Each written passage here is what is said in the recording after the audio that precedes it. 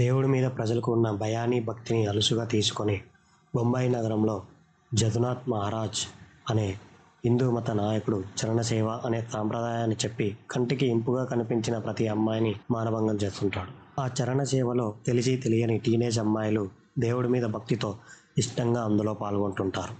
అలా మూఢనమ్మకంగా ఉన్న జనాలలో చైతన్యం తెచ్చి మత నాయకుడు మహారాజ్కి వ్యతిరేకంగా పోరాడి భవిష్యత్తులో ఆడవాళ్ళను మానభంగంకు గురికాకుండా జర్నలిస్ట్ కర్షన్ దాస్ ముల్జీ ప్రజల్లోని మూఢనమ్మకాన్ని ప్రాళదోరడమే మహారాజ్ సినిమా. ఇది ఒక రియల్ స్టోరీ. హీరో కర్షన్ దాస్ ముల్జీ ఒక గుజరాతీ భాష విలేకరు, రచయిత మరియు సంఘ సంస్కర్త.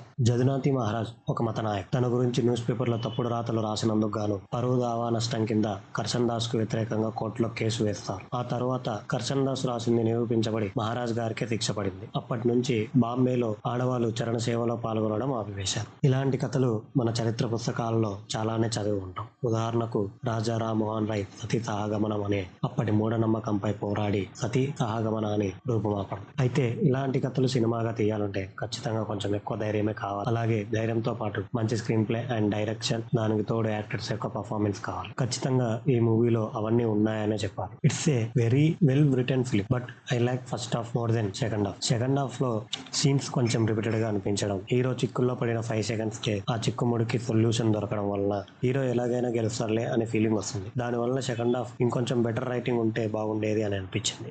Maharaj directed by Siddharth Malhotra, edit very good job, produced by Aditya Chopra, music by Sohail Sen, background music was too good, songs కూడా పర్లేదు బాగానే ఉన్నాయి. Cinematography by Rajeev Ravi was too good. చాలా సీన్స్ ని తన సినిమాటోగ్రఫీతో ఇంకో స్థాయికి తీసుకువెళ్ళాడని చెప్పవచ్చు. ఎస్పెషలీ కర్షన్ దాస్ మరియు మహారాజ్ ఫస్ట్ మీటింగ్ అప్పుడు సినిమాటోగ్రఫీ చాలా బాగుంటుంది. ఈయన ప్రీవియస్గా గ్యాంగ్స్ ఆఫ్ వెస్పూర్ అండ్ అంధాధున్ మూవీస్కి సినిమాటోగ్రఫీ చేశాడు. Edited by Shweta Venkat is decent.